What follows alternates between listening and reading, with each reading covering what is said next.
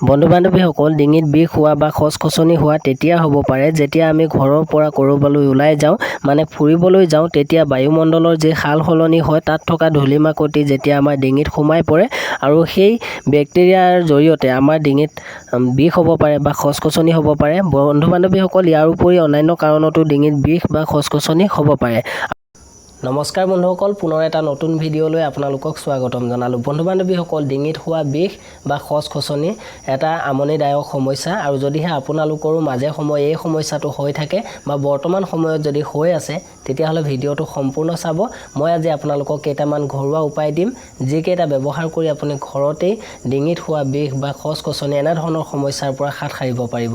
তেনে বলক দেৰি নকৰি আজিৰ ভিডিঅ'টো আৰম্ভ কৰি লওঁ। আৰু আপোনালোকক এই সমস্যাটো দূৰ কৰিবৰ কাৰণে মই আজি আপোনালোকক 3টামান গাঁৱলীয়া বা ঘৰুৱা বিধান আগবঢ়াব বিচাৰিছোঁ, যিকেইটা ব্যৱহাৰ কৰি আপোনালোকৰ ডিঙিত হোৱা বিষ বা খচখচনি অতি সোনকালে দূৰ কৰিব পাৰিব। আৰু বন্ধু বান্ধৱীসকল, আপোনালোকে এইকেইটা ব্যৱহাৰ কৰাৰ পাছতে আপোনালোকে সুলাভ পাব। কেনেকৈ ব্যৱহাৰ কৰিব, কেনেকৈ প্ৰস্তুত কৰিব আৰু কি কি লাগিব গোটেইখিনি জানি লওক। তাৰ কাৰণে প্ৰথমে আপোনালোকে এয়া তুলসী গছ, আপোনালোকক লাগিব তুলসী পাত। আপোনালোকে চাই লওক এয়া, আৰু এনেধৰণৰ তুলসী পাত কেইখিলামান আপোনালোকে ধুনীয়াকৈ ছিঙি ল'ব আৰু সেয়া আপুনি পৰিষ্কাৰ কৰি ধুই ল'ব।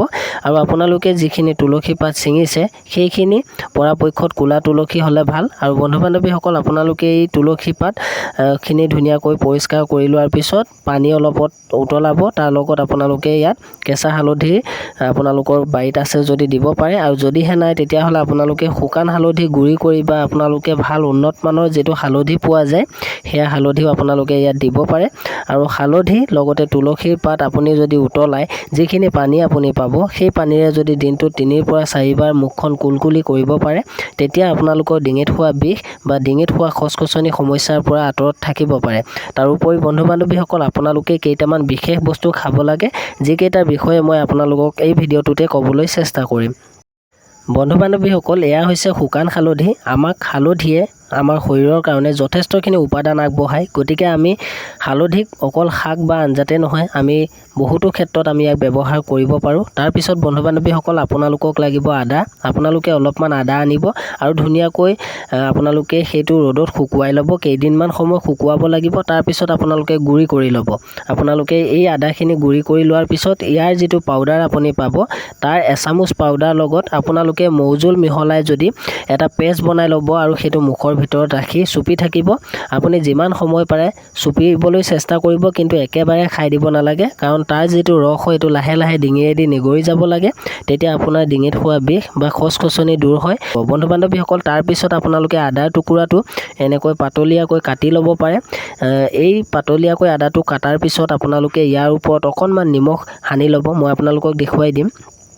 এনেকৈ আপোনালোকে অকণমান নিমখ যদি সানি লয় কেঁচা আদা টুকুৰাতে, আৰু তাৰপিছত আপোনালোকে এই যিটো আদা আপোনালোকে নিমখ সানি লৈছে, এইটো অকণমান সময় মুখৰ ভিতৰত লৈ যদি চুপি থাকিব পাৰে, বা আপোনালোকে 3 পৰা 4 মিনিট সময় আপোনালোকে এইটো যদি চুপিব পাৰে, নতুবা আপোনালোকে নিমখৰ সলনি ইয়াত শুকান হালধিৰ গুড়ি বা কেঁচা হালধিৰ ৰসৰ গুড়ি লগাইও আপোনালোকে চুপিব পাৰে। তেতিয়াও আপোনালোকৰ ডিঙিত হোৱা ইনফেকশ্যন বা ডিঙিত হোৱা বিষ বা খচখচনি আপোনালোকৰ দূৰ হ'ব। বন্ধু বান্ধৱীসকল, আশা কৰোঁ আপোনালোকক যিকেইটা উপায় দেখুৱাবলৈ চেষ্টা কৰিলোঁ, তাৰে ভিতৰত যদি যিকোনো এটা আপোনালোকে অৱলম্বন কৰে, তেতিয়া আপোনালোকৰ এই সমস্যাটো দূৰ হ'ব। আৰু আজিৰ ভিডিঅ'টো হয়তো নিশ্চয় অকণমান হ'লেও ভাল লাগিল। যদি ভাল লাগিল এটা লাইক কৰিব, আৰু চেনেলটোলৈ যদি নতুনকৈ আহিছে প্লিজ চেনেলটো ছাবস্ক্ৰাইব কৰি ল'ব, কাৰণ আমাৰ চেনেলত এনেধৰণৰ ভিডিঅ'সমূহ আগন্তুক দিনসমূহত আপোনালোকে সদায় উপভোগ কৰিয়ে থাকিব পাৰিব। তেন্তে পুনৰ এটি নতুন ভিডিঅ'ৰ সৈতে পুনৰ লগ পাম। চাই থাকিব আমাৰ ভিডিঅ'।